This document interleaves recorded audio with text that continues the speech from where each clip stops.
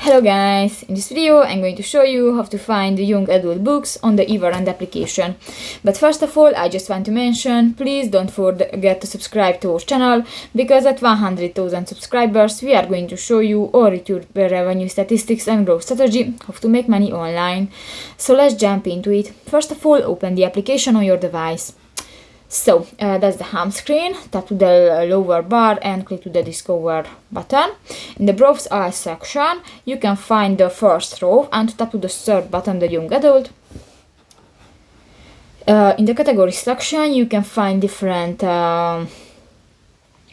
categories or topics, for example, animals, action, art, business, careers, and others. You can check the books, you can save it for later if you click to the bookmark, you can check the ratings, you can find different info and a description. So that's pretty much it for this video, guys. See you in the next one. Bye bye.